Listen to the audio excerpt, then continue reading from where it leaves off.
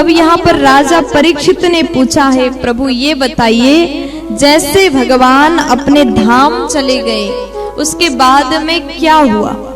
सुखदेव जी बोले कि उसके बाद में तुरंत कली का आगमन हुआ, कलियुग प्रारंभ हुआ।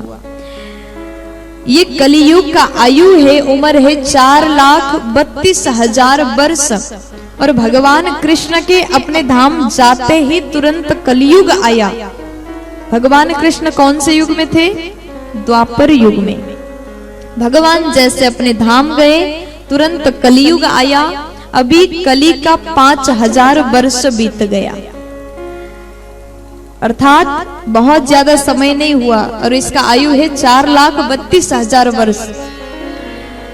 तो उसके बाद में यहाँ सुखदेव जी महाराज कहते हैं अभी कलियुग चल रहा है। कलियुग में कई प्रकार के राजा हुए, कलियुग के राजा के धर्म के बारे में बताया, फिर कलियुग में कैसा पाप बढ़ेगा। अभी तो शुरुआत है, इसलिए यज्ञ अनुष्ठान धार्मिक आयोजन भागवत कथा होता रहता है, लेकिन कली अपना प्रभाव दिखाएगा और समय बीतेगा। उस प्रकार उसके बाद में घोर कली का प्रभाव बढ़ेगा। उस समय फिर भगवान अवतार लेते हैं।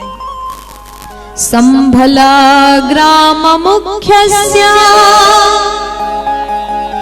ब्राह्मणस्य महात्मनाः भवने विष्णु यशा सह कल्किः प्रादुर्भविष्यति।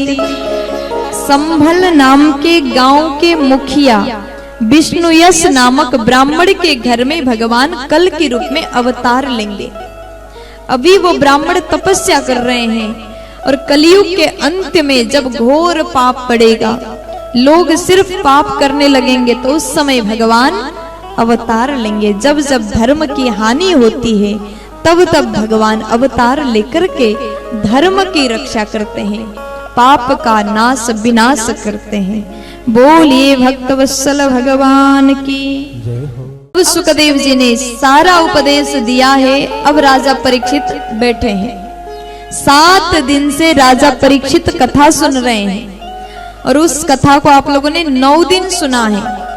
सुखदेव जी महाराज अंतिम उपदेश राजा परीक्षित को दे रहे हैं। सुखदेव जी महाराज कहते, राजन अब समय हो गया है, ध्यान से सुनिएगा। मैं जो बात बोलने जा रहा हूं उसे अपने मन में धारण कर लेना। राजा परीक्षित सुन रहे हैं। सुखदेव जी बोले, राजन तुम तो राजन मरी से पशु बुद्धि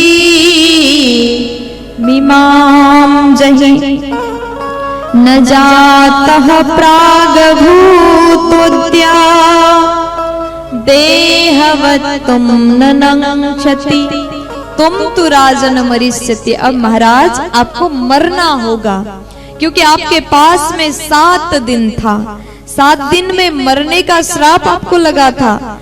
अब 7 दिन बीत गए, और महाराज अभी भी क्या आपके भीतर अज्ञान है?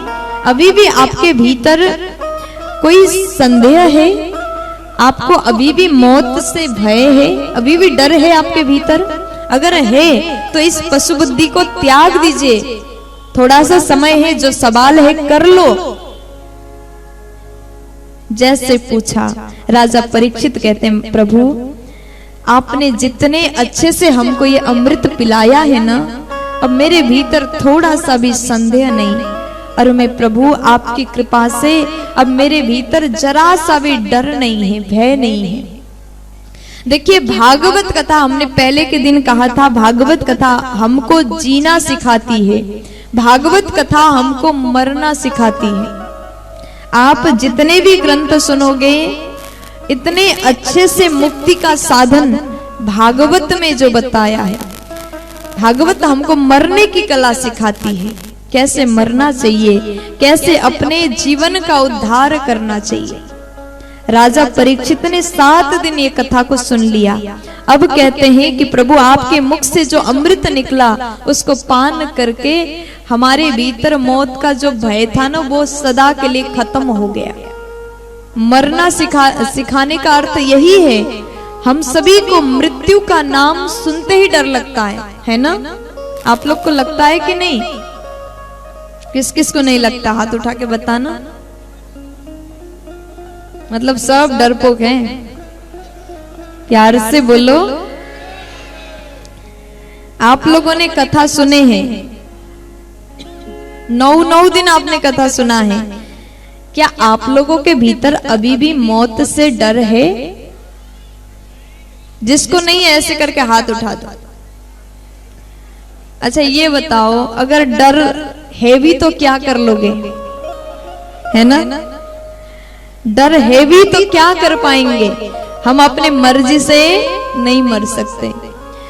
दुनिया में जितने भी काम होता है सब हम अपने मर्जी से, भूख लगती है अपने मर्जी से खाते हैं, अपने मर्जी से कपड़ा पहनते हैं। हमको क्या खाना है, क्या पहनना है, कौन से कपड़ा यूज करना है, हम सब अपने मर्जी से करते हैं। लेकिन मरना अपनी मर्जी से नहीं मर सकते। ये दुनिया का सच्चाई है। जीवन का सबसे बड़ी सच्चाई यही है। जीवन मिला है, मानव तन मिला है, भगवान ने हमारे ऊपर कृपा किया कि हमको मनुष्य बना दिया, मनुष्य का शरीर मिला और इस शरीर को पाने के बाद में इतना विवेक भी दिया है, चेतना दिया है, ताकि हम अपने जीवन की सही गलत समझ सके, क्या अच्छा है क्या बुरा है उसको जान सके। फिर भी हमने अपने जीवन को नहीं सुधारा है तो हमारे जैसा दुर्भाग्यशाली कोई और नहीं हो सकता। इसलिए मौत से मत डरिएगा, क्योंकि सबको मरना तो है ही। रो कर मरने से अच्छा तो हंस के मरा जाए, है ना? प्यार से बोलो।